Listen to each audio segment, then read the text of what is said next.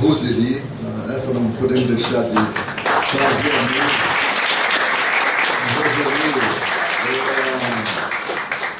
A Roseli, ela é responsável pelo setor de passes da Grupo Espírita Batuíra inteiro, todas as unidades. E é a nossa assessora aqui na área doutrinária, uma pessoa assim muito ativa, dinâmica. Tem hora que ela me deixa eu quase que encolhido, né? Digo, meu Deus, quanta demanda, mas ela é assim mesmo. Eu gosto da Roseli, do seu estilo bem rápido, tudo tem que sair logo. E é bom isso. Então a Roseli ela é a grande responsável por este evento estar acontecendo. Bom, nós queremos também convidar, deixa eu ver aqui, tem uma pessoa que eu quero convidar porque ela tem sido muito presente nas nossas reuniões e é diretor da casa. Eu queria convidar o Tufi Jubran, ele está por aí? Ele não tem faltado, ele é nosso diretor. Ele é nosso diretor jurídico. Né? Ele analisa tudo aqui do Rio, confere com as leis, com a legislação, é tudo com ele. E nós temos uma outra pessoa aqui, nós gostamos de convidar todos para vir para cá, né, diretor? Mas não dá. Então eu quero convidar uma pessoa que é especial, Cláudio Luiz de Flora, está por aí? O Cláudio.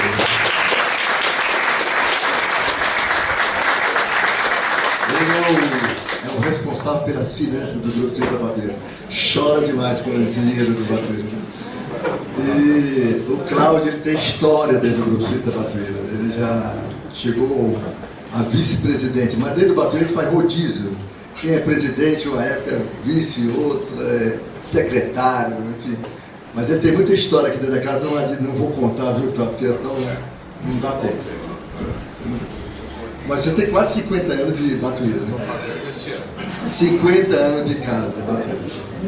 Tá bom.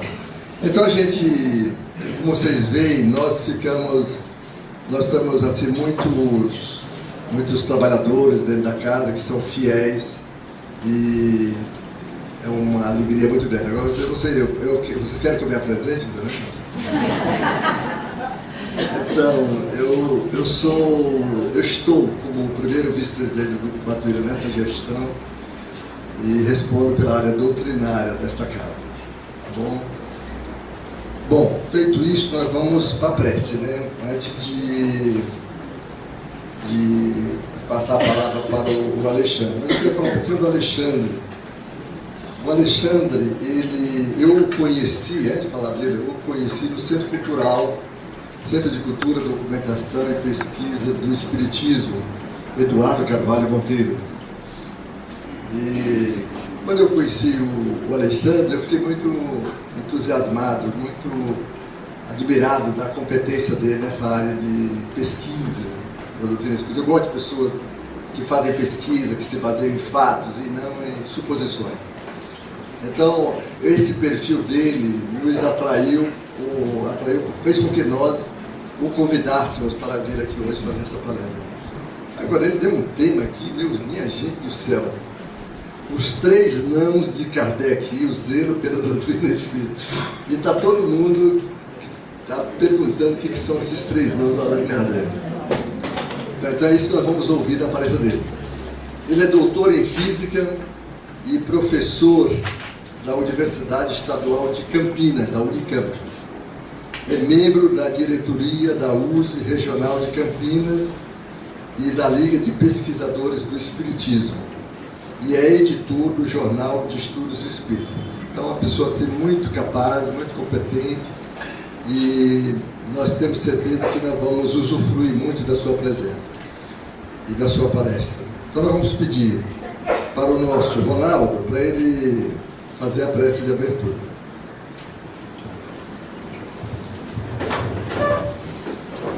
A primeira prece já foi feita pelo coral.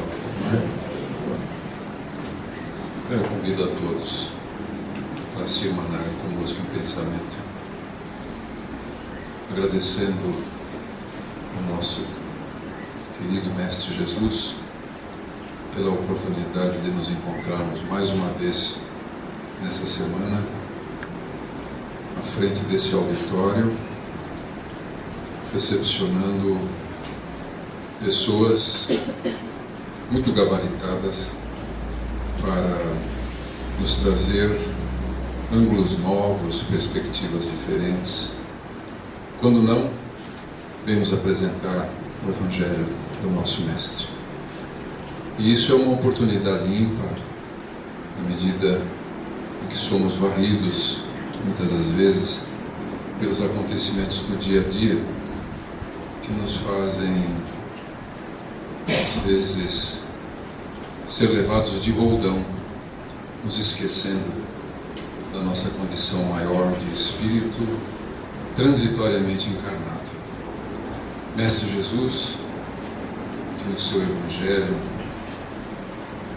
há 2000 anos, dissestes que nos enviaria o Consolador, e que esse Consolador se manifestou de forma concreta há cerca de 160 anos, com a publicação do Livro dos Espíritos, por assim dizer, no início do movimento espírita na face da Terra. O nosso muito obrigado. O nosso muito obrigado porque é através dessa iluminação, é através dessa forma em que a sua doutrina renasce para os nossos corações, é que nós podemos ter a oportunidade de continuar subindo na escada da evolução. Agradecemos a esta casa, agradecemos a todos os espíritos que foram incumbidos de fundá-la aqui na Terra há 55 anos atrás, e que a grande maioria deles se encontra hoje no plano espiritual, o que significa dizer, estão aqui ao nosso lado. Todos eles, o nosso muito obrigado por terem trazido para nós esta casa e a deixaram pronta. E nós temos a oportunidade de levá-la adiante junto com os nossos companheiros, junto com os nossos voluntários, junto com os nossos organizadores. Assim seja. Bom, nós vamos desfazer a mesa e deixar aqui só o Alexandre, tá bom?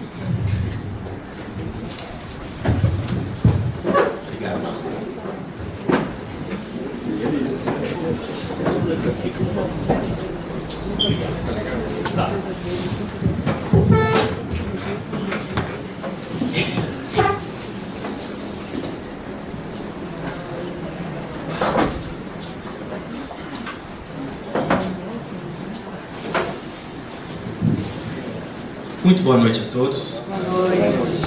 É uma alegria, um prazer estar conhecendo o Grupo Espírita Batuíra. Agradeço o Geraldo, a Roseli, a direção aqui do Grupo Espírita pela oportunidade de conhecer e pela oportunidade de compartilhar com vocês esses estudos que a gente faz, doutrinários, que motivam a gente, né? E em particular esse tema, né, de fato esse título, ele está de uma forma assim, incomum, né? A gente falar de 3 nãos de Kardec, e o que isso tem a ver com o zelo, o cuidado pela doutrina. A gente pode falar de uma forma geral que um grande sim do Kardec para nós é a própria doutrina. A gente tem hoje uma doutrina que nos orienta, nos ilumina no nosso caminho, na nossa vida, nos ajuda a entender os nossos deveres, os nossos direitos, explica o que somos, de onde viemos, para onde vamos e como a gente deve agir, proceder para a gente encontrar a felicidade verdadeira, a paz, a alegria, e ajudar e ao mesmo tempo contribuir para que a nossa sociedade se torne um mundo melhor. Mas, como é natural inclusive, tudo que Deus semeia, planta, cresce, se dissemina, e com a doutrina espírita não foi diferente.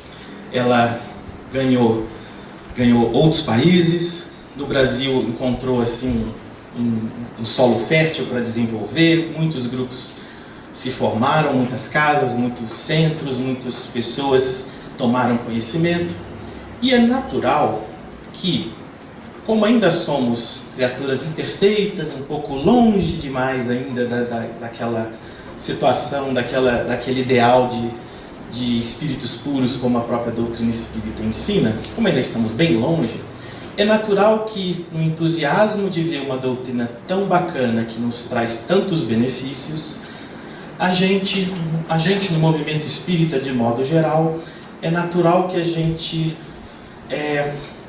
ouça, receba clamores por sugestões de práticas, de estudos, aí a gente vê assim que alguns deles são modismos, e muitos deles, ou talvez possamos dizer que, em sua grande maioria, esses convites e clamores são bem intencionados. Mas quando a gente vai comparar com o que a própria doutrina ensina, às vezes encontramos algumas diferenças, algumas ideias novas. E aí ficamos na dúvida, será que adotamos ou não adotamos?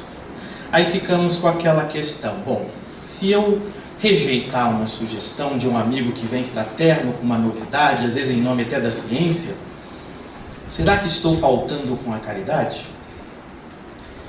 Então, para motivar a gente a, às vezes, ter que, em alguns momentos, não dizer o sim, a gente fez esse estudo para mostrar exemplos em que Kardec disse não. Disse não para convites, para ideias que podiam semear confusão, que podiam semear conceitos não muito afins com a própria doutrina.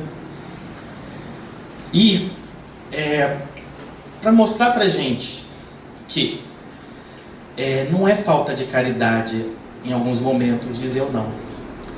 E para começar, já que a gente vai falar de não, e não é o contrário de sim, vamos lembrar um dos primeiros que falou sobre sims e nãos, que a gente lembra, que é Jesus. Lá em Mateus, capítulo 5, versículo 37, a gente encontra aquela frase de Jesus: seja, porém, o vosso falar, sim, sim, não, não, porque o que passa disto é de procedência maligna. Aí eu fiz uma colinha aqui para lembrar o seguinte: Mateus capítulo 5. O que é o contexto desse capítulo do Mateus? Tem gente que sabe de cor, eu não sou bom de cor, de memorizar, fiz uma colinha aqui. Anotei assim um resuminho do resumo. Em Mateus capítulo 4, por exemplo, eu anotei aqui: Jesus convida Pedro e André, depois Tiago e João, filhos de Zebedeu, para seguir com ele no apostolado. E ele inicia as pregações do Evangelho às margens do Mar da Galileia. E já começou a fazer trabalhos de curas de enfermos. Bom, em Mateus 5, esse então é um capítulo muito especial. Porque nesse capítulo é onde Jesus, reunindo a multidão num monte, ele apresenta as bem-aventuranças. Bem-aventurados os puros de coração, os aflitos, os que têm sede de justiça. Não vamos entrar nos detalhes todos, que a gente foge do assunto da palestra, mas só para lembrar que as bem-aventuranças foram apresentadas nesse capítulo 5. Mas não só elas. Outros ensinamentos, eu anotei aquele em que Jesus diz que a gente não deve pôr a luz sob o alqueire. Que mais? Aquele em que o sacrifício mais agradável a Deus não é a esmola ou aquilo que a gente leva a oferenda para o altar. Antes vai lá, reconcilia com o adversário. Ensinamentos assim profundos, né, que até comporam capítulos e sessões no Evangelho segundo o Espiritismo, a gente encontra em Mateus 5. Aí que mais? Reforça não matar, não cometer adultério. Nesse capítulo Jesus fala: se teu olho é motivo de escândalo, arranca-o. Aquelas passagens fortes assim que Jesus precisava usar de imagens fortes para ficar registrado a lição na mente das pessoas. Daí ele fala que o vosso dizer seja sim, sim, não, não. Então essa recomendação não está num contexto assim isolado. De repente Jesus deu vontade, ele falou para os apóstolos: seja o vosso dizer sim, sim, não, não. Está num contexto da narrativa de Mateus, de muitos ensinamentos importantes. E esse é mais um, e a gente vai explorar ele. E mais, até aproveitei o slide e copiei mais 2 versículos. Ele foge um pouco do assunto, mas só para mostrar a importância do alcance dos ensinamentos desse capítulo 5. No versículo 47, Jesus fala assim, se a gente só se saudardes unicamente os vossos irmãos, que fazeis demais? Não fazem os publicanos também assim? Tem um capítulo inteiro do Evangelho, amai os vossos inimigos, que é todo baseado em falas como essa de Jesus. Porque a gente tem que fazer um pouco mais, a gente tem que se esforçar um pouco mais. Porque é muito fácil amar quem gosta da gente. Não que é errado, é correto amar quem a gente gosta. Não é para deixar de amar quem a gente gosta, não é que gosta da gente. Mas é para a gente ir além. Faz parte do nosso aprendizado espiritual. E no final aqui ele fala, sede vós, pois, perfeitos, como perfeito é o vosso Pai que está nos céus. Então é um capítulo bonito. O ensinamento que a gente quer destacar para o tema de hoje é o seja o vosso falar sim, sim, não, não. E vamos prosseguir. Numa obra, a gente vai citar, já desencarnada, a colaboradora do Centro Espírita Allan Kardec, no qual eu colaboro, a Terezinha de Oliveira. Ela montou os cursos da casa, e dentre eles um curso de estudos espíritas do Evangelho. E aí ela faz um comentário, em torno dessa passagem do sim, sim, não, não. No capítulo 18 ela discute, comenta como Jesus dialogava com o povo, e ela lembra.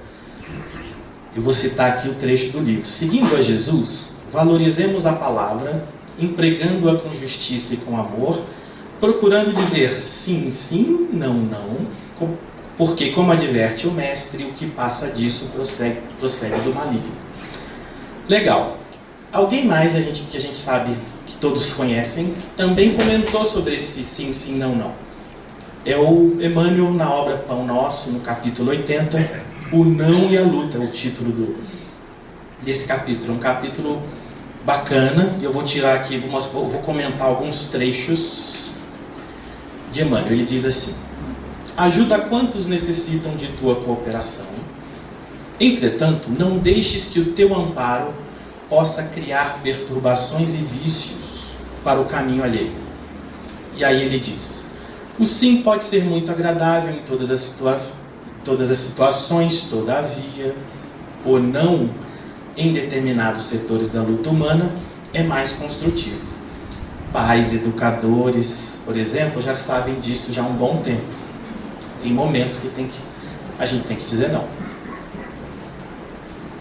Satisfazer a todas as requisições do caminho é perder tempo e, por vezes, a própria vida. E ele diz mais, ele passa agora uma orientação. Tanto quanto sim deve ser pronunciado sem o incenso bajulatório, o não deve ser dito sem aspereza. E lá adiante ele diz assim, que urge reconhecer, porém, que a negativa salutar jamais perturba. O que dilacera é o tom contundente na qual é vazada. Isso é verdade, não é verdade? Para concordar ou recusar, todavia, ninguém precisa ser de mel ou de fel. Bastará lembrarmos que Jesus é o Mestre e o Senhor, não só pelo que faz ou que fez quando estava encarnado entre nós, mas também pelo que deixa de fazer, pelo que deixou de fazer. Jesus atendeu a todos os pedidos? Vou dar um exemplo, porque às vezes a gente pensa só Jesus, lembra de Jesus só atendendo ou curando os enfermos e atendendo a quem era necessitado. Lembram de uma passagem do jovem rico? Eu anotei aqui, Marcos 10, versículos 17 a 22. Como que era a história? Um jovem se aproxima de Jesus e diz que deseja segui-lo. Aí Jesus conversa com ele, vou falar com as minhas palavras. E ele pergunta ao jovem por que ele quer fazer isso, algo assim. Ele diz que se ele conhecia já os mandamentos, ele diz: conheço todos os mandamentos, honrar pai e mãe, não matar, então ele sabia de cor os 10 mandamentos. Aí Jesus: muito bem, falta porém uma coisa. Vai, vende todos os seus pertences, doa aos pobres e aí vem e me segue. E aí qual que é o finalzinho da narrativa sobre o jovem rico? O jovem rico, que tinha muitas posses, se entristeceu e se afastou, porque tinha muitas posses. Ou seja, Jesus, sabendo do rapaz do apego ainda às coisas materiais, Jesus não perdeu a oportunidade de dar um ensinamento importante, mas isso custou o quê? O afastamento do rapaz, porque alguns vão pensar assim, puxa, devia ter Jesus acolhido o rapaz, não, vamos embora, vamos com a gente, vamos com os discípulos juntos, e ele não ia aprender muitas coisas acompanhando Jesus? Ia. Mas Jesus pensou, bom, quem sou eu para adivinhar o que Jesus pensou? Mas a gente pensou o que Jesus pensou. Vou aproveitar para dar uma lição do desapego, que não basta só de cor ou fazer uma coisa ou outra, a gente precisa ser de perfeitos, lá como a gente citou, como o vosso Pai é. E o jovem saiu triste. Então Jesus não perdeu a chance, falou um não, foi um não, uma espécie de não que Jesus falou para o jovem. Mas não foi um não por mal, foi um não até pensando no bem dele, porque o desapego às coisas materiais é importante. Bom, feito essa introdução sobre sim, sim, não, não, vamos aos exemplos de Kardec? Vamos lá. O primeiro exemplo de um não, que a gente considera um bom exemplo, marcante, está lá na Revista Espírita de junho de 1867, cujo título é A Homeopatia no Tratamento das Doenças Morais. Do que se trata? Bem resumidamente, Kardec publicou em junho e em março também cartas de um médico, o Dr. Gregory, médico homeopata, que afirmava que a homeopatia era capaz de curar males morais. O que são males morais? O orgulho, o egoísmo, a inveja, o ódio.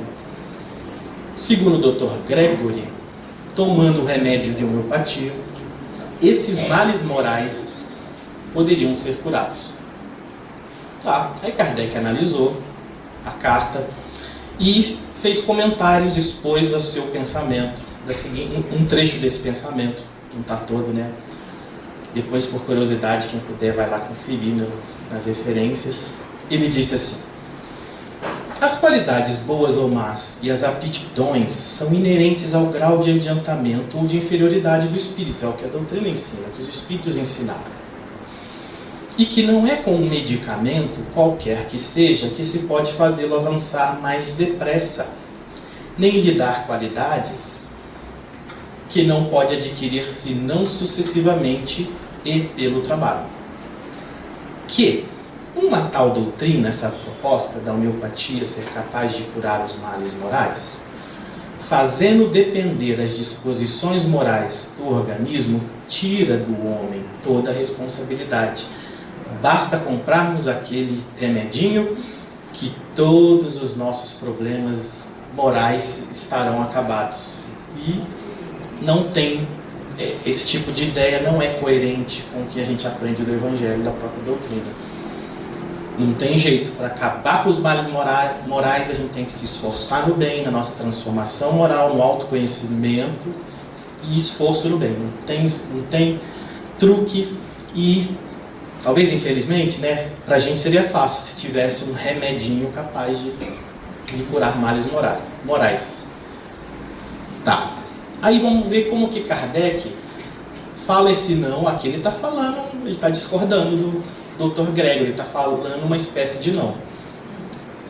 Você vê, isso aqui tem em março, né? Ele publica em março e em junho, então o Dr. Gregory ainda insistiu com Kardec. Aí Kardec comenta assim, ó, conclui assim o assunto. Teríamos mais de uma objeção a fazer sobre algumas proposições contidas nesta carta, na carta do Dr. Gregory. Mas isso nos levaria muito longe. Kardec já tinha explicitado algumas razões, como a que a gente citou no slide anterior. Mas olha como Kardec, o senso assim, de honestidade intelectual e de até caridade na maneira de dizer o não, ele disse assim: como em tudo os fatos são mais concludentes que as teorias, e são eles, os fatos, em última análise, que confirmam ou destroem as últimas, as teorias, desejamos ardentemente, então Kardec bem fraterno, desejamos ardentemente que o Dr. Gregory publique um tratado especial prático. Prático significa ele testou, confirmou, constatou, por base em evidências de casos de pessoas que tomaram remédios e curaram o quê? Da homeopatia aplicada ao tratamento de doenças morais, a fim de que a experiência possa generalizar-se e decidir a questão.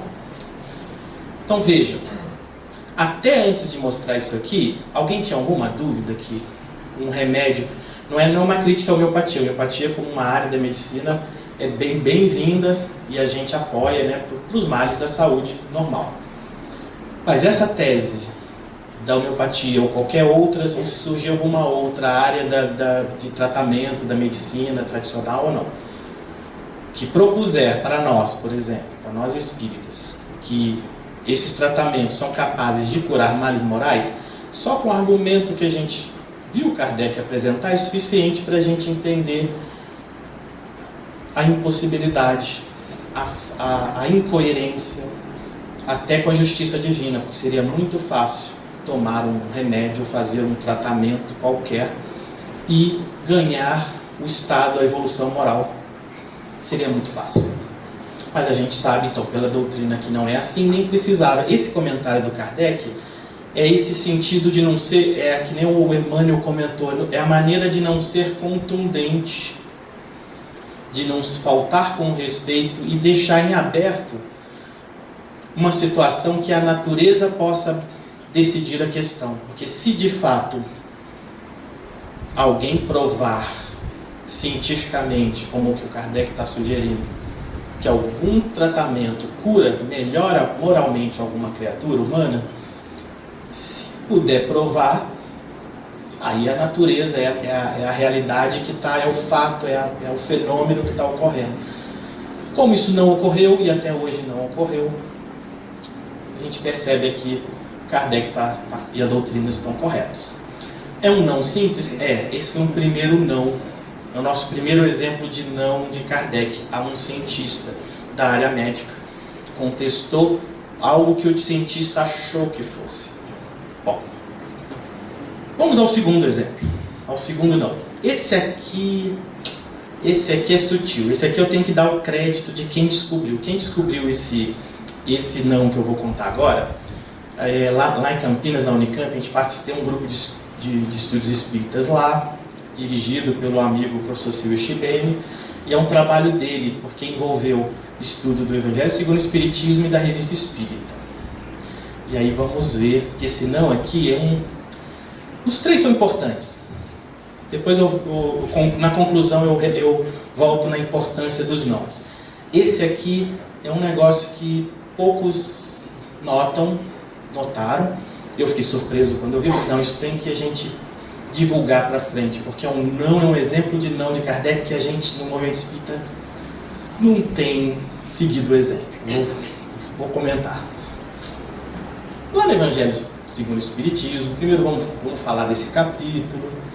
Olha, capítulo 13, não saiba a vossa mão esquerda o que dê a vossa mão direita. O item 12 vai falar, é uma instrução dos espíritos, é uma mensagem psicografada, que virou dentro da seção de instruções dos espíritos que o Kardec escolheu transcrever no Evangelho, e esse item 12 é sobre a beneficência. E é um texto muito bonito, eu vou citar uns pedacinhos só, é uma mensagem bonita, eu vou fazer uns parênteses aqui, aproveitando, já que vamos falar dela. E vamos ler esse primeiro trecho aqui. É uma mensagem bonita, fala da caridade. Olha, sede bons e caridosos. Essa é a chave dos céus, chave que tendes em vossas mãos. Toda a eterna felicidade se contém neste preceito: amai-vos uns aos outros.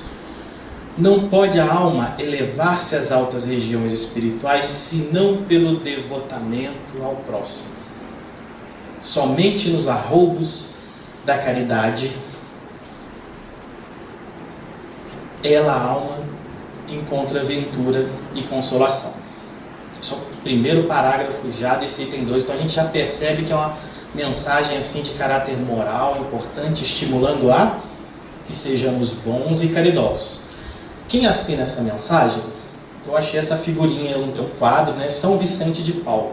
São Vicente de Paulo, ele nasceu em 1581 na França, viveu até 1660, foi um sacerdote católico, né, francês, muito conhecido pela dedicação aos doentes, aos pobres, à caridade. Foi muito conhecido. Ele foi, eu anotei aqui, segundo informação na rede, que o Papa Clemente XII canonizou, santificou, foi declarado santo em 1737. Então, na época de Kardec, já era o santo, São Vicente de Paulo, muito conhecido pela caridade. Vou citar mais um trechinho da mensagem para a gente perceber a importância dela, né? Lembrar, porque certamente que muitos de nós aqui já a leu. Vou fazer um parênteses, né, que está destacado aqui. Ele fala assim: homens fortes, armai-vos, ou armai-vos, bem? Armai-vos. Homens fracos, fazei da vossa brandura, da vossa fé, as vossas armas. Não é armai-vos, né? Por isso que eu destaquei o R.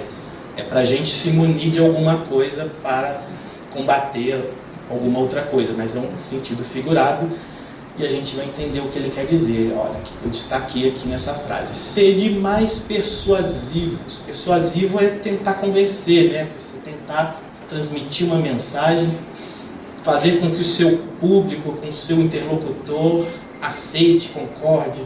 Sede mais persuasivos, mais constantes na propagação da vossa nova doutrina. Então ele está citando a nossa doutrina. E aí vou fazer um parênteses para citar uma frase também de Emmanuel na obra Estude Viva, capítulo 40.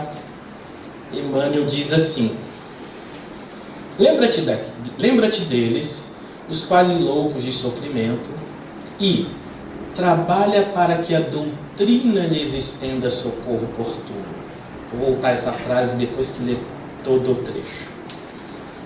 Para isso, estudemos Allan Kardec ao clarão da mensagem de Jesus e seja, no exemplo ou na atitude, na ação ou na palavra, recordemos que o Espiritismo nos solicita uma espécie permanente de caridade, a caridade da sua própria divulgação. Por que eu citei isso aqui e agora? Porque o São Vicente de Paulo iniciou uma mensagem: sede bons e caridosos, e lá no meio ele pede para a gente: homens fortes, armai-vos do quê? De maneiras de sermos mais persuasivos no quê? Na propagação da nossa doutrina. Para quê? Aí o Emmanuel, estou emprestando aqui a frase do Emmanuel, porque na nossa sociedade, nossa humanidade, as pessoas têm seus problemas, suas lutas, suas provações, e o que é que vai ajudar elas? É a gente? É a gente que vai chegar lá e ajudar? Bom, a gente pode ajudar, mas a gente vai dar uma ajudinha aqui, um apoio ali. Mas pensa na gente agora e a oportunidade que a gente teve de conhecer a doutrina. O que é que nos ajudou? Não foi a doutrina, a orientação da doutrina, para que a gente praticasse melhor, para que a gente fosse mais atento com as nossas imperfeições, para a gente estimular as nossas virtudes, para a gente prestar atenção no nosso próximo, para a gente se autoconhecer e melhorar o que puder, diminuir as más tendências. A gente, não é assim a frase lá no Evangelho? Conhecereis o verdadeiro Espírito pelos esforços que faz por domar, controlar suas más tendências, pelos esforços que faz pela sua transformação moral. Pois é, a doutrina mostra para a gente a importância disso e prova. Como que ela prova?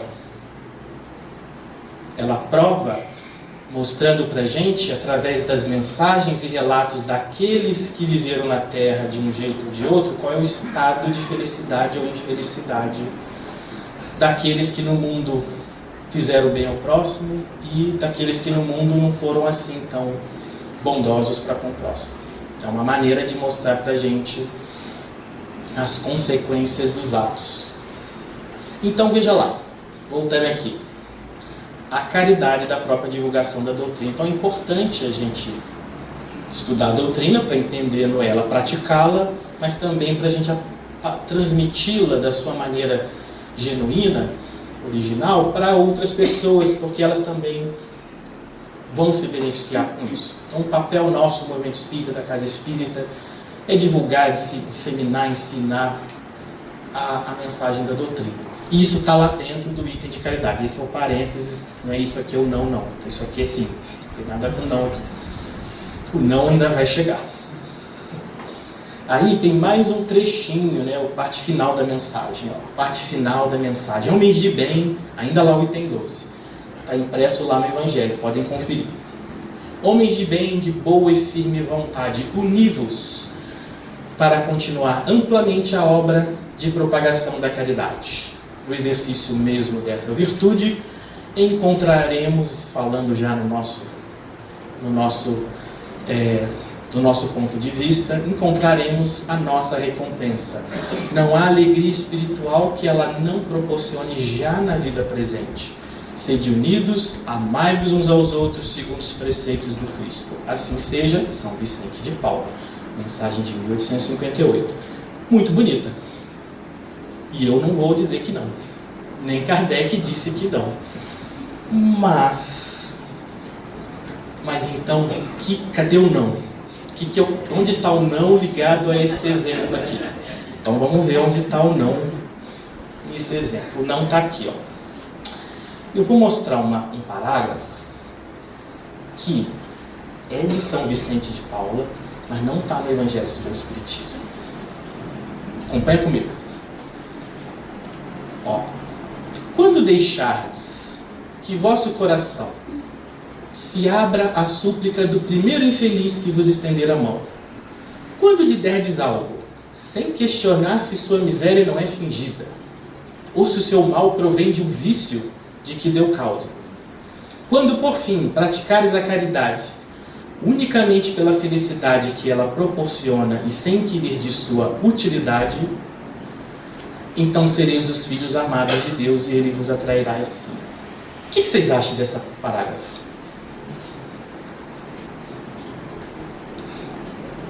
Joia ou médio?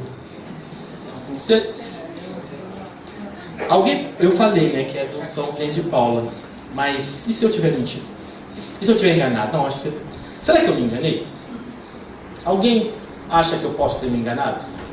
Está tudo bem com esse parágrafo? O que hoje, na atualidade, no nosso dia a dia, aqui na cidade grande ou na cidade pequena, em geral cidade grande, quando a gente lê isso aqui, não tem alguma coisa estranha? Ou não, está tudo bem? Silêncio. Opa! Alguém? Isso, levanta a mão. Quem acha que tem alguma coisa estranha? Só levanta a mão aqui. Uma boa parte, alguns não. Vou contar um segredo que não é segredo. Kardec também achou. Kardec também achou estranho isso aqui. Como é que a gente sabe disso? Primeiro, é mesmo de São Vicente de São Vicente de Paulo. Só que esse trecho a gente não conhece. Ele não está no Evangelho segundo o Espiritismo. Ele está onde? Ele está presente lá na Revista Espírita de agosto. A mensagem de São Vicente de Paulo está na íntegra, publicada lá. E Kardec decidiu cortar esse trecho da mensagem. E agora? O que Kardec fez? O que ele falou para esse trecho da mensagem? E não sei adivinhar o pensamento de Kardec, mas arrisco a dizer que pensou como vários de nós que levantamos a mão. Kardec achou estranho essa passagem. Na época de Kardec, ele fazia o trabalho de evocar os espíritos para esclarecimentos. Ele estava descobrindo a doutrina, ele estava fazendo um trabalho de pesquisa, e ele não deixou por menos. Ele evoca São Vicente de Paulo para pedir esclarecimento. Petulância, hein, do Kardec? Ou zelo pela doutrina? Cuidado, porque quem era o encarnado responsável? Não era o São Vicente. Paulo estava lá no plano superior, né? Espírito elevado pelo bem que fazia. Mas ele, com educação, de novo, sem arrogância, sem desrespeito, Kardec convida o irmão desencarnado São Vicente de Paulo para esclarecimento. Isso está lá na Revista Espírita de agosto. Está lá o diálogo que o Kardec fez com São Vicente de Paulo. E aí você está alguns trechos dos comentários de Kardec e um de pergunta e a resposta do São Vicente. Primeiro, Kardec diz assim, está lá no Revista Espírita: pode-se entender a caridade de duas maneiras: a esmola propriamente dita e o amor aos semelhantes. Quando dissestes, ele já está se dirigindo ao São Vicente de Paulo, quando dissestes que era necessário que o coração se abrisse à súplica do infeliz que nos estendesse a mão, sem questionarmos se não seria fingida a sua miséria, não quisestes falar da caridade do ponto de vista da esmola? O Kardec entendeu lá a mensagem e isso não ocorre no dia de hoje. A gente está no trânsito, para no sinal, alguém estende a mão. A gente pensa logo, será que está precisando ou não está? Vai ali, a pessoa vai pegar o dinheiro e vai usar para um vício? Ou realmente a pessoa está mesmo com fome, precisando, está num momento infeliz da vida? Passa o conflito na nossa cabeça. A gente dá, às vezes a gente dá, às vezes não dá. Vai às vezes de momento. Mas não vamos entrar no mérito desse tipo de decisão, porque ela é bem particular. Mas vamos voltar aqui ao Kardec. Kardec captou, entendeu bem. E aí o Espírito: sim, somente nesse parágrafo. Ah, tá. Aí Kardec pergunta mais. Não ficou só no sim ali, não. Kardec faz a seguinte pergunta: dissestes que era preciso deixar à justiça de Deus a apreciação da falsa miséria. Parece-nos, entretanto, que dar sem discernimento às pessoas que não têm necessidade ou que poderiam ganhar a vida num trabalho honesto será estimular o vício e a preguiça. Se os preguiçosos encontrassem aberta com muita facilidade a bolsa dos outros, multiplicar-se-ia ao infinito em prejuízo dos verdadeiros infelizes. Kardec, não era o bom senso encarnado? Ele não gostou daquela parágrafo do São Vicente de Paulo. E não faz sentido? Eu confesso que eu também concordei com o Kardec. Kardec não foi injusto. Aí São Vicente deu uma resposta boa, mas vamos ver o que ele respondeu. Ele diz assim: podeis discernir os que podem trabalhar, e então a caridade vos obriga a fazer tudo para lhes proporcionar trabalho. Opa, joia.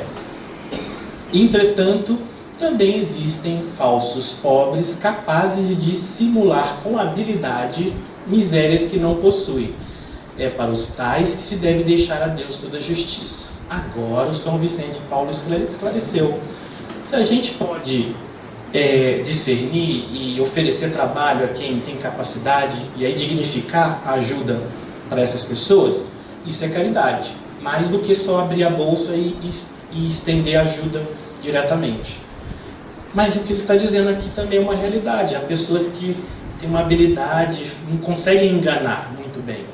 E se a gente ajudá-las e não for verdadeiro, entrega para Deus a justiça. Essa pessoa vai depois com a consciência, vai ter que responder perante o abuso. Mas, preto no branco, no Evangelho segundo o Espiritismo, não está aquele parágrafo. Kardec decidiu, não copiou a mensagem, mas aquele parágrafo ele não pôs. Por quê? Não sei o que ele pensou certinho, mas arrisco a achar que ele pensou: isso pode gerar dúvida nos leitores e confusão, e vão dizer que a doutrina está dizendo para fazer isso.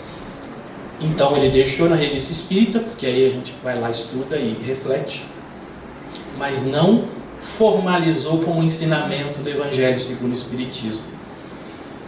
Se a gente for lá na introdução da Gênese, depois confira, o Kardec comenta que o papel da Revista Espírita é apresentar questões, analisá-las e ora receber ou o que os espíritos apresentam individualmente, mensagens, ora análises dele ou de outras pessoas, mas que nem tudo lá seria parte da doutrina. Ele comenta várias coisas da revista, fizeram parte inclusive da Gênese, né? Vários publicações, ensaios e textos, explicações que ele publicou lá na revista fizeram parte de itens e capítulos da Gênesis, mas nem tudo, e ele fala isso.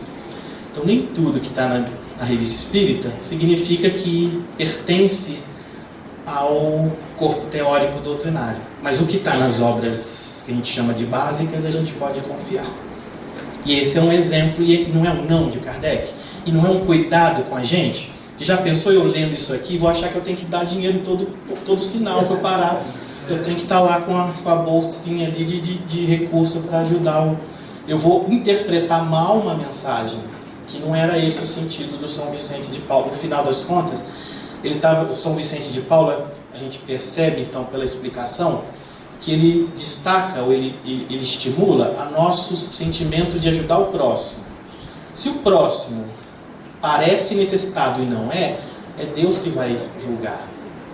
A nossa parte de estender a mão, seja como for, essa foi um gesto elevado da nossa parte, que Deus a gente vai sentir a recompensa, o retorno bom disso.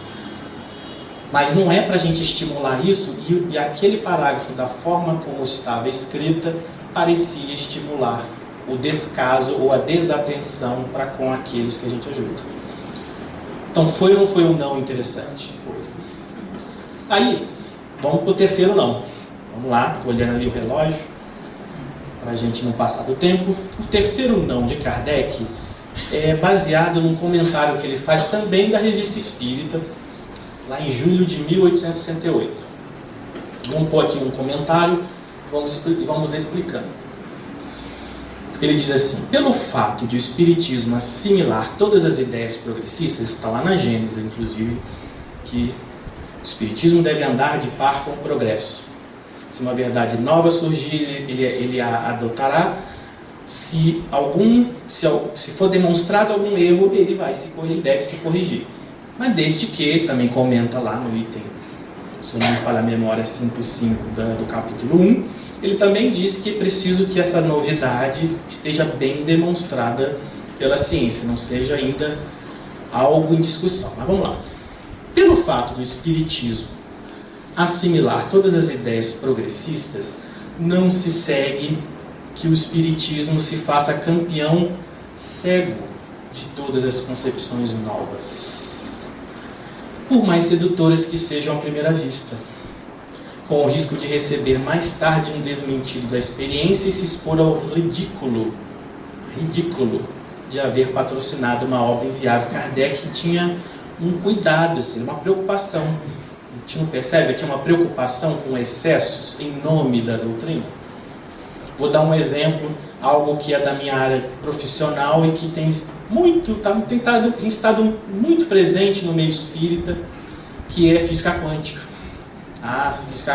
Se alguém vier fazer uma palestra e não citar física quântica, parece que a pessoa não sabe de nada. E, na verdade, citar física quântica talvez seja um sinal de que realmente não sabe lá muito bem das coisas, porque física quântica é uma coisa puramente material, não é ela que vai demonstrar nada espiritual. Então, atenção. Não sei se eu pudesse recomendar a direção da casa, atenção com propostas baseadas em física, em particular física quântica, são coisas materiais. Bom, deixa eu fechar meu parênteses, porque às vezes elas são sedutoras. Aí eu vou falar brincando, assim, é a rebimboca da parafuseta quântica, na reunião mediúnica, assim, assado, estala 3 dedos e pronto. O espírito vai ou para o céu ou vai para algum lugar. Não. Cuidado. Cuidado, eu estou sendo delicado, assim, estou sendo respeitoso, tentando não ser contundente, como o Emmanuel disse, porque não está coerente nem com a doutrina e nem a ciência dá respaldo nenhum disso. Porque física quântica é a teoria da matéria, é descrever a essência, né, a estrutura microscópica da matéria. Então a gente não está espiritualizando nada citando física quântica. Agora eu vou voltar aqui. Às vezes, algumas ideias vêm assim sedutoras e sem querer, a gente não entende, a gente em geral, o movimento espírita não entende a parte avançada de ciência, por exemplo, e vai acolhendo, porque é moderno. O orador vem aqui na frente e fala que é moderno, aí a gente fica assim, deve ser mesmo, né? Às vezes a pessoa tem lá uma palestra do Raul Teixeira, ele diz: a pessoa chega com seus títulos, a pessoa é PhD, pegadeuses, e no fundo estão misturando as coisas. Então cuidado, não é o título formal de ninguém que vai habilitar alguém em sugerir práticas ou, sei lá, explicações, descrições que fogem da simples da doutrina. Então, cuidado, cuidemos. Porque o Kardec era preocupado, porque já pensou você acolher uma ideia dessas e lá na frente descobrir que ela não tinha nada a ver? Olha a vergonha nossa, não da doutrina. A doutrina está lá, bonitinha, mas é nossa a doutrina. É nosso a vergonha. Tá. Aí, Kardec diz isso e aí ele faz o seguinte comentário. Eis porque o Espiritismo não aceita imediatamente, talvez no futuro, quando ficar demonstrado, mas não aceita imediatamente as ideias novas, mesmo as que lhe pareçam justas, se não sob muita reserva, e de maneira definitiva apenas quando chegarem ao estado de verdades reconhecidas, e não pode ser 1, 2 ou 3, tem que ser todo mundo entender que é uma verdade reconhecida. Então, cuidemos. Então, você vê, cuidado, o Kardec, agora ele vai aplicar isso, vocês não adivinham com quem, ou talvez saibam, mas que é o terceiro não. Vamos lá. Na época de Kardec, eles viviam essa questão aqui, ó, a questão da geração espontânea está neste número. O que é geração espontânea? Era uma crença de que os seres micro-organismos, larvas e outros insetos e micro-organismos, surgiam espontaneamente a partir de caldos orgânicos, material em decomposição, em apodrecimento orgânico, que brotavam, vamos dizer assim, surgiam, se formavam os germes, micróbios, larvas, etc. Eles não tinham hoje microscópio, como a gente tem hoje, para ver o muito, muito pequeno. Então, eles tinham essa crença. Eles não sabiam que, na verdade, já estão ali presente no ar, as bactérias, ou vem lá o mosquitinho, pousa e põe o ovinho da larva, em geral pequenininho, o microscópio. E essa questão era na época de Kardec, era mesmo. Haviam experimentos que pareciam confirmar a geração espontânea e outros que não. Até que Pasteur, inclusive tem uma história, o Pasteur não demonstrou assim tão 100%, mas ele ganhou o crédito de ter sido a pessoa que apresentou o experimento que comprovou que a geração espontânea não ocorre. Então hoje, para a ciência, na escola, as crianças, já desde as primeiras séries, aprendem que não existe geração espontânea. Não pelo menos numa escala de tempo pequena como a do nosso dia a dia. Mas olha o que o Kardec diz, e vocês já leram aqui. Para ele, é uma convicção. Kardec acreditava na geração espontânea. Ô Kardec, não, mas não é culpa dele. Não é culpa dele porque era mesmo uma dúvida. Para nós é claro, hoje é óbvio, na época dele não. Com certeza, se a gente pesquisar a história da ciência, vai ver que Pasteur veio depois dele, mas na época dele tinham experimentos pró, experimentos contra. E não eram experimentos de qualquer jeito, ambos pareciam muito bons. Eu andei lendo um pouquinho sobre a história desse assunto. Mas para Kardec, o Kardec estava apoiando a geração espontânea. E aí ele falou assim, ó, e se a tivéssemos tratado numa obra comum, tê-la-íamos resolvido pela afirmativa. Num livro de ciências que Kardec deve ter escrito, de educação, se esse assunto entrou num livro, eu não sei, mas se esse assunto entrou, ele certamente que deve ter feito um comentário, se houve. Se ele não houve, ele teria feito um comentário pela afirmativa de que geração espontânea ocorre. Aí ele diz assim, porém, mas uma obra constitutiva da doutrina, as opiniões individuais ao terceiro não podem fazer lei. Não se baseando a doutrina em probabilidades, realmente era uma questão que estava ainda em discussão com os cientistas. Não podíamos decidir numa tal questão de tal gravidade, apenas despontada, e que ainda estava em litígio, em debate, em concorda-discorda entre os especialistas da biologia, da área da pesquisa da origem da vida. afirmando a coisa sem restrição, teria sido comprometer a doutrina prematuramente. E fala sério, teria mesmo. Porque hoje a gente sabe que não tem geração espontânea. Isso Kardec põe lá, não, mas geração espontânea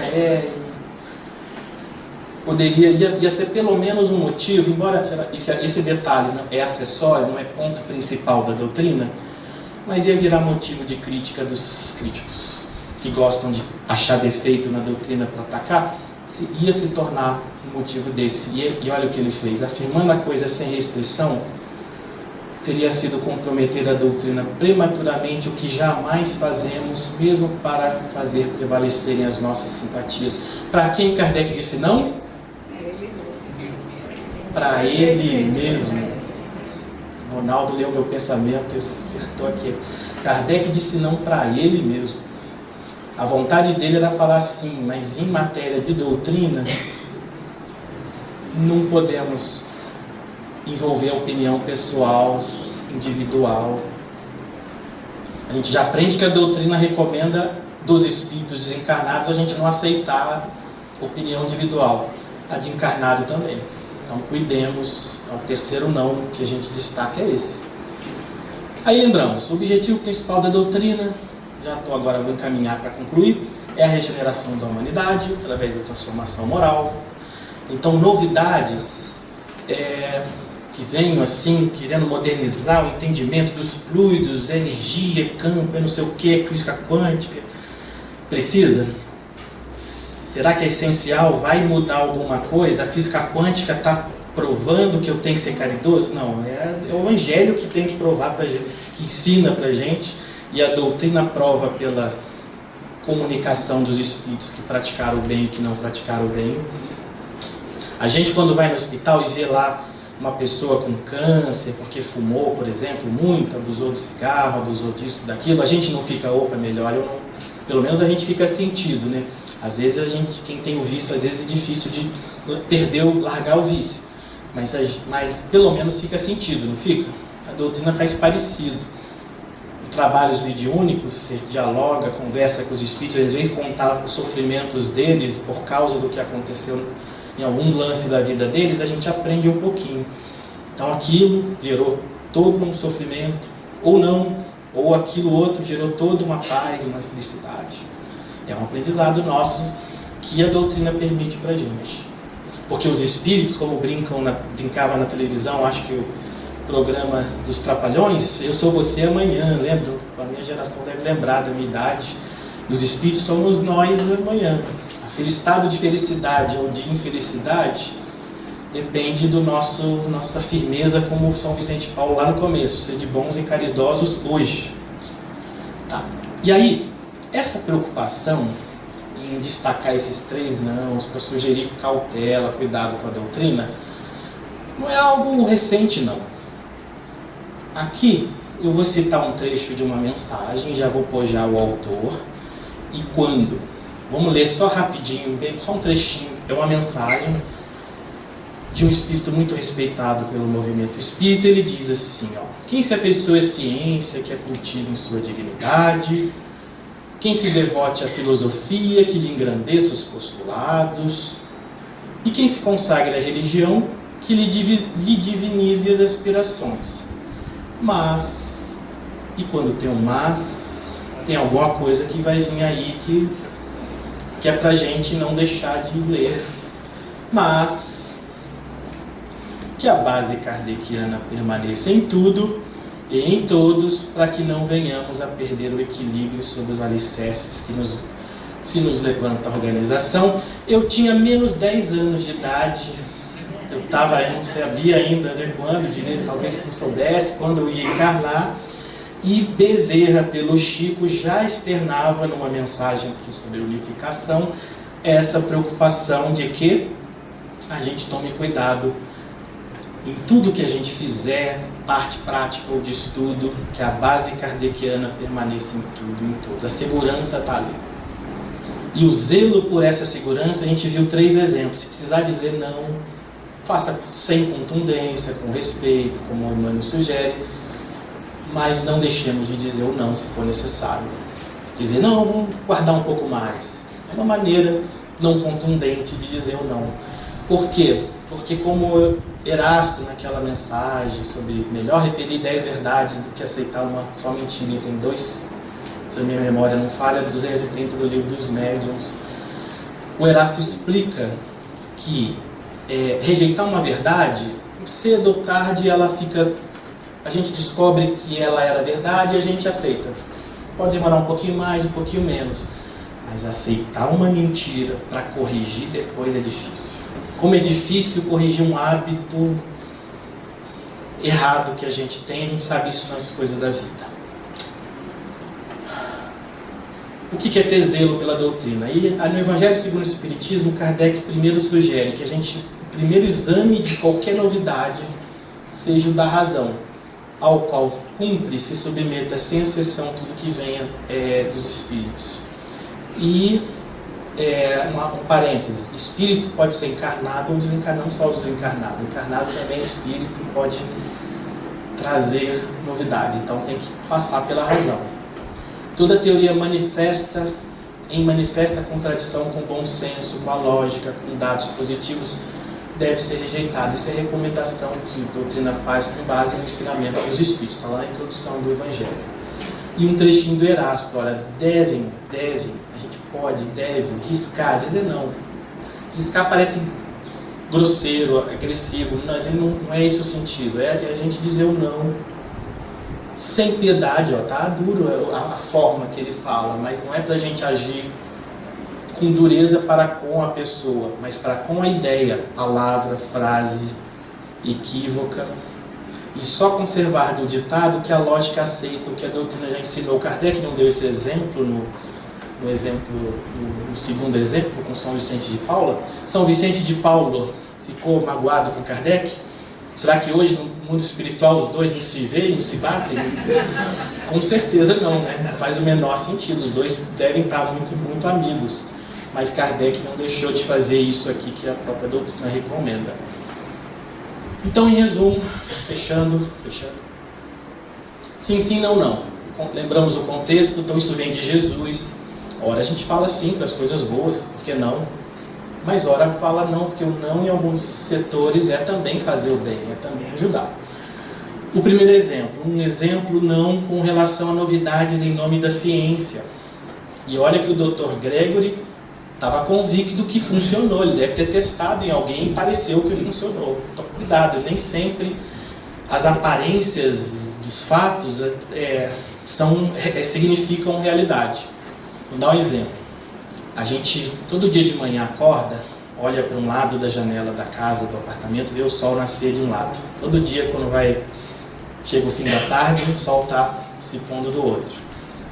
Há milênios, por séculos, não vou falar em séculos, por milênios a humanidade achou que tudo gira em torno da gente.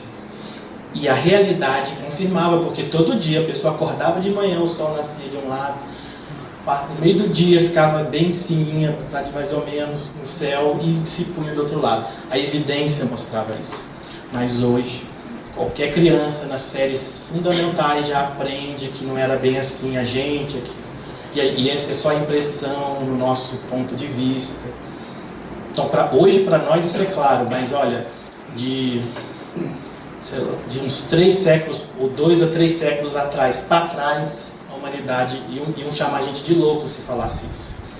Não é verdade? Então cuidado com as supostas evidências de uma novidade. Tem que investigar melhor.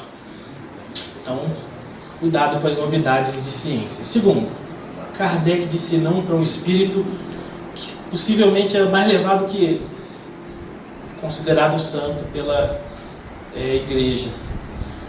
E nós, no movimento espírita, temos dito não àqueles nomes já venerados e respeitados e bem aceitos, quando nos seus textos, livros, mensagens, alguma coisa parece de estranha, ou a gente aceita porque é o médium fulano, médium ciclano, espírito doutor fulano, espírito tal. A gente tem feito o nosso dever de casa não é jogar tudo fora. O Kardec jogou fora? Não. Ele só cortou, como Erasto sugere, só mantenha aquilo que você consegue entender que está bom. E qual é o seu parâmetro de tá bom ou não? O conhecimento humano das coisas, ciência, por exemplo, dependendo do assunto, e das coisas espirituais, a doutrina é referência. É falta de caridade dizer não por espírito mais conhecido, mais famoso, mais aceito? Não é falta de caridade. O exemplo está aqui. Não é por falta agora de exemplo que a gente não deva pelo menos refletir nisso. E cuidemos dos nossos entusiasmos de querer modernizar, atualizar e superar a doutrina espírita, porque a gente pode se enganar. O próprio Kardec, num ponto do assunto da ciência, se enganou. Sem demérito, porque era na época o assunto difícil. Hoje, aí eu falei de física quântica. Será que é mesmo a física quântica? A gente mal conhece a doutrina simples, vai entrar num negócio que nem os físicos direito compreendem ainda, é muita ainda discussão, interpretação. Então, cuidemos. Pessoal, uma figurinha rápida, atuar no movimento, isso o pessoal talvez da internet não vai ver, mas olha, atuar no movimento espírita sem a gente estudar a doutrina, aprofundar no espiritismo, é que nem, não sei se vocês já viram essa figura, é que nem você ter a melhor ferramenta não saber usá-la. E uma citação rápida de Santo Agostinho, que eu vou mostrar aqui, que essa aqui é importante, eu gosto de lembrar, porque Santo Agostinho lembra a gente que a gente também tem uma responsabilidade. Lá, uma das mensagens do capítulo 31 do Livro dos Médiuns, ele diz: sabei logo, pra gente, né? Distinguir joio do trigo, semeai unicamente o bom grão e preservai-vos de espalhar o joio. Por isso, cuidado, e por isso, às vezes, tem que dizer o não. Na dúvida, digo não. Digo um não com respeito, não assim, olha, ainda não sei avaliar isso que você está propondo, então eu vou pensar melhor. E se não conseguir descobrir, tudo bem. Agora, o risco é você aceitar para agradar o companheiro e depois cair numa situação de irresponsabilidade. Por isso que este impedirá que aquele germine e sereis responsáveis por todo o mal que daí resulte. Eu não vou falar o que é, vou só sugerir, pessoal, na internet, leiam e reflitam a questão 642 do Livro dos Espíritos. Não vou falar o que é, mas leia a resposta. Não vou falar.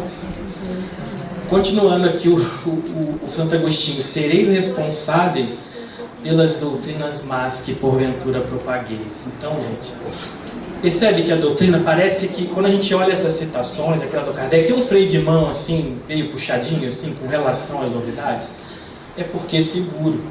A gente não faz assim, a escola que a gente põe os filhos, o médico que você vai se consultar, a gente não quer ir num hospital que faça qualquer coisa de qualquer jeito, uma escola que ensine sem tenha o MEC, o Ministério da Educação, tenha o mínimo de currículo de acordo com a lei. A gente é cuidadoso com a alimentação, a gente não come, não bebe qualquer coisa. Por que com a doutrina a gente também não toma o devido cuidado naquilo que a gente recebe, lê, aprende e faz? Essa é uma outra passagem de Bezerra, pelo Divaldo. A frase, já estamos no horário, então eu vou ler só a frase. É nessa mensagem que o Bezerra fala que, na opinião dele, e eu concordo, a gente deve aprofundar o pensamento na obra de Kardec para viver Jesus em toda a plenitude. É uma mensagem bonita.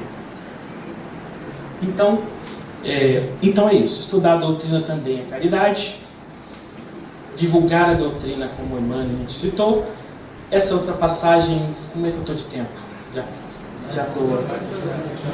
Não, só para mostrar, acho que é o último slide, quase o último. Esse é uma outra frase de Kardec. Kardec preocupado com a doutrina. Ele fala assim: é certo que a utopia de véspera se torna muitas vezes a verdade do dia seguinte. Às vezes um negócio diferente, chega aí um tempo depois, comprovou que era verdade. Aconteceu na história da ciência, por exemplo. Mas olha o que ele fala: deixemos que o dia seguinte realize a utopia da véspera.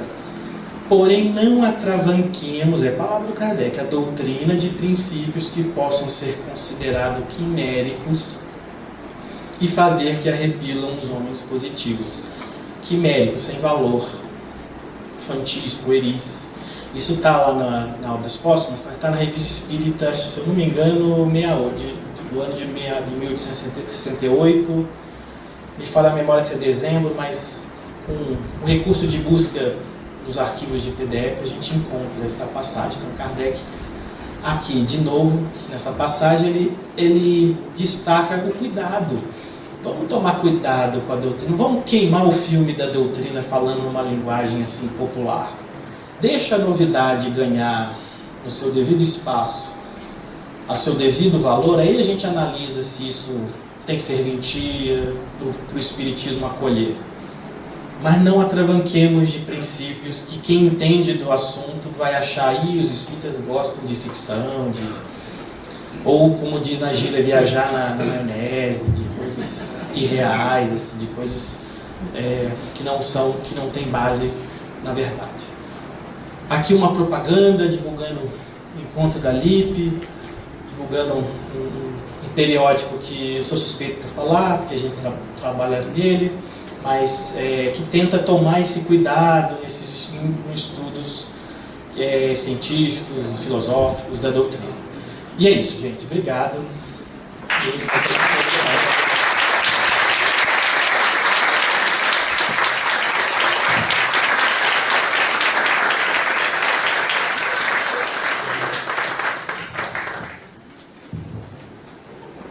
Muito obrigado, Alexandre. Se você souber que o Espartaco, que fundou esta casa, tinha um cuidado especial, um cuidado muito grande para que nossas práticas aqui fossem baseadas em Kardec. Ele era muito Kardec mesmo, Jesus e Kardec. E nós temos essa herança dele e temos respeitado, temos seguido essa herança do nosso Espartaco. Tá? Então você falou, parece que ele estava ali do seu lado. Eu vou convidar a Catarina, que é a diretora da Mocidade, para que ela vai fazer a prece para nós. Então, os demais continuam aí, vem para a questão de volta de novo. E eu queria só... Chegue um pouco mais, Catarina. Nós temos uma história, eu e Catarina. Ela não sabe. É que eu fui o primeiro diretor da Mocidade no Grupo Espírita Batuíra em 1973. Tem chão, né? E agora a Catarina é a diretora mais recente da Mocidade. Tá bom? Então tem aqui 2 gerações. E por isso que eu a elegi para ela fazer a prece hoje. Mas não só por isso, é porque o espaço de sábado é da Mocidade. Então nada mais justo do que ela fazer a prece. Mas mais uma vez os nossos parabéns, viu, Alexandre? Você foi muito claro para nós e evita com que nós façamos coisas que sejam contrárias ao espírito da doutrina. Bom, primeiro eu queria dizer que os nossos encontros são aos sábados, agora no horário da palestra, às 6 horas. 6 horas a gente começa a nossa reunião, então se vocês conhecerem alguém que tenha entre 16 e 30 anos, vocês podem sugerir que conheçam a Mocidade, que é um espaço muito bom, que foi bem o que o Alexandre falou, a gente vai a fundo, assim, nas questões do por que isso é verdade, será que é? A gente tem que questionar, é a questão da fé raciocinada o tempo inteiro, né? Então é isso que a gente costuma trabalhar na Mocidade, tá bom? Obrigada. Enfim, vamos elevando o nosso pensamento e agradecer por estarmos aqui, unidos com todos os nossos amigos da espiritualidade, os mentores da casa, aqueles espíritos que acompanham todos os trabalhos, que nós possamos agradecer de coração esse momento de aprendizado, de instrução, e que nós possamos levar esses conhecimentos, esses questionamentos, por toda a nossa vida, por todas as nossas encarnações. E que nós possamos voltar aos nossos lares, bem tranquilos e amparados pelos amigos da espiritualidade. Que assim seja. não vão embora ainda, porque eu tenho avisos e tem mais algumas coisas aqui. Nós temos que dar um mimo para a Eliana Galassi. Cadê a Sandra? Está aí? Sandra Salvich está aí? Não veio? Não veio. Então, Roseli, você faz essa caridade aí. Eliana, por favor, você... Não vou chamar todo o coral aqui para receber brinde, né? Mimo. Olha quanta coisa, como nós somos generosos, né?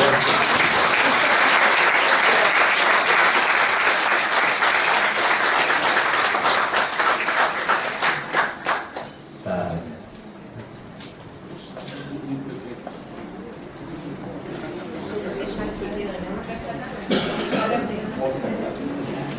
Tá bom. Nós vamos pedir a Catarina para dar um mimo para o Alexandre. Salva de palmas.